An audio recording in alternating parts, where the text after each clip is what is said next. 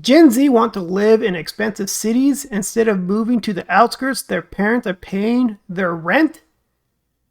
I have a hard time believing that this is a good representation for Gen Z. Now, are there some Gen Z living off their parents? Like their parents are paying their rent in the middle of cities? Like New York, Atlanta, Austin, Tempe? Like name some of these expensive, nice cities that young people want to live at. And their parents are paying for it? I think it's a tiny, small sample of Gen Z. I wouldn't even say half of Gen Z. If you believe half of Gen Z are living rent-free because their parents are paying for it, please leave a comment and let me know what you think and tell me how you believe this. Because I find it hard that there is a numerous amount of Gen Z who are living off their parents. Young people often dream of a bolstering social life and a career in the city. The only problem, Gen Z can't actually afford it. Despite Gen Z being criticized for wasting money they don't have on designer bags, caviar bombs, and luxury getaways, a new Bank of America study has highlighted the biggest financial challenge facing those born between 1997 and 2012 is actually the sky-high cost of living. I mean, come on, man. Like, the oldest Gen Z was born in 1997. So what is that? They're 27 years old? So what? Because most of them are not 18 yet. Maybe half of them are not 18 yet. So from 18 to 27, like, I can't expect them to have instant gratification right away. A luxury life. Now, is it fair for me, who's 38, an older millennial, to be comparing my 20s? That was a real struggle. I could not afford rent of my own for most of it. I was not making a lot of money. I was not making a lot of money until like my early 30s. I mean, is it fair for me to compare? Like 20s is a struggle. But that struggle should teach you how to figure something out, how to figure out a better life, how to get out of your current situation, not run back to mommy and daddy for help. You're supposed to be an adult now. In fact, according to the report, more than half the Gen Z respondents said they don't make enough to live the life they want to. No one did in their 20s. Most people didn't. I wish I could. I'm sure anyone could have, right? But instead of moving to the outskirts, where living costs are significantly cheaper, they're asking their parents for money towards rent, food, and bills. You know, I remember in college, you know, keep in mind, I still worked full-time, went to school full-time, had roommates, and I still didn't have a lot of money. And I remember hanging out and meeting some rich kids where their mommy and daddy paid for everything. Their nice luxury apartments and stuff. And I couldn't really relate to them because their problems are like what people think of them, how much of an a-hole their dad is. You know, the same dad who's paying for the rent and everything else in the college. All the expensive things they had. And you know they love talking about the expensive things they had because they always tell you how much it costs. Right? These are my $150 jeans. This is my $125 t-shirt. This is my $5,000 watch. It's just what young people do when they have things made for them. They're just trying to be impressive to others. But for me, like looking at that, I'm like, you did not earn that though. Like you're just lucky that you have parents willing to spoil you. Now, for me, growing up, you know, scraping by, and now at this age, 38, and I'm looking back, I'm thinking, wow, what did they really learn? They did not know what struggling is. Are their parents still paying for everything? Could they even be in a relationship now in their late 30s, almost 40? Like, would a woman really take them seriously if they're still dependent on their parents? Almost half of 18 to 27-year-olds rely on familial financial support to keep their current lifestyle, and 54% pay nothing towards their housing costs thanks to the bank of mom and dad. That's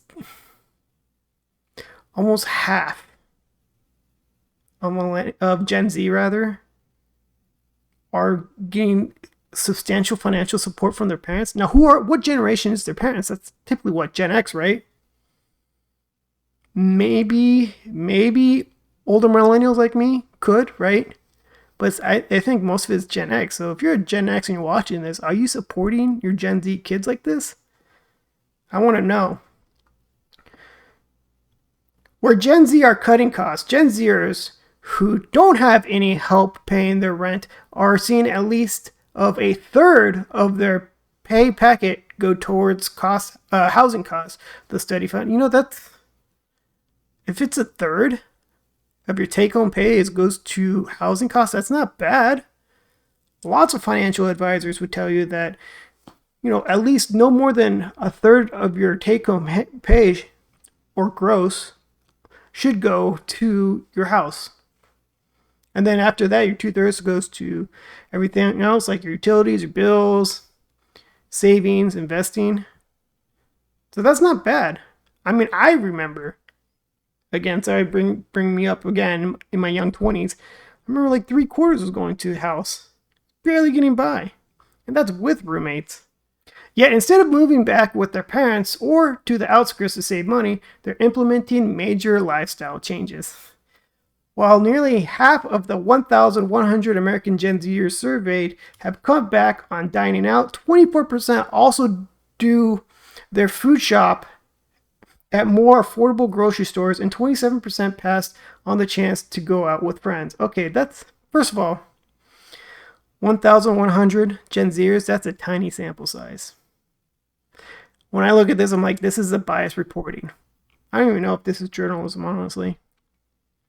Like, you could get this, it varies from different city to city. Like, did they get this in like Orange County? Did they get this at Scottsdale? Did they get this in Tampa Bay? It's going to vary drastically city by city. That if it said 1 million Gen Zers, yeah, okay, that'd be a more accurate depiction. Now, saying that, half nearly cut back on dining out, sure, okay. I could kind of believe that, but 24% also do their food shopping at more affordable groceries. This means to me that 24% of them are learning financial discipline at a young age. Because that's kind of where I kind of was starting to break out. Like, I can't be living up a lifestyle. Who am I trying to impress? Like, who am I really trying to impress? Spending money like an idiot. I'm totally guilty of it. I spent money like a moron. But I learned from it, and I hope younger people catch this quick. It's not worth trying to impress people or catch up with people on spending habits with money that you don't make that much. If you work at like the mall, or if you work at a burger place, if you work at a restaurant, you're not really making that much money. Stop trying to act like you have a lot of money. You should be saving that money. Also, 27% passed on a chance to go out with friends. I would probably think my friends spend way too much money. And they're probably thinking, I want a better meal at home versus ramen. I want some healthier options. And if it means that I can't be going out with my friends and use that money wisely and buy actual real food, I'm going to do it. Plus, put money in my savings. Plus, with so many young people today in the same boat, the research highlighted that being upfront about not having the money to go out has become the norm for this generation. Is that true? I'm guilty of saying that me being younger and not making a lot of money, it was an insecurity for me, and I could not tell that to anyone. If you're Gen Z and you're watching this, are you more comfortable telling your friends that, like, hey man, I can't go out, I don't have that much money, I don't want to blow it at the club or something like that.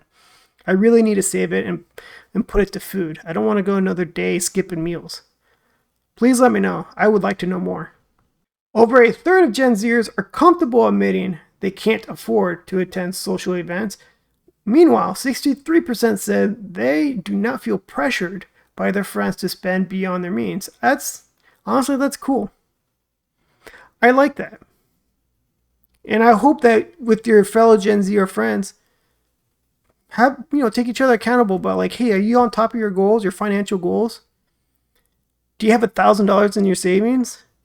You do? Good. Now aim for 5,000. Let's see who gets there first. Not who has a cooler, I don't know, jeans or whatever, who has cooler shoes. For some reason, I don't know why people are so obsessed with shoes and expensive shoes. They do. But, just reasonable, like, things that are going to take you the long way.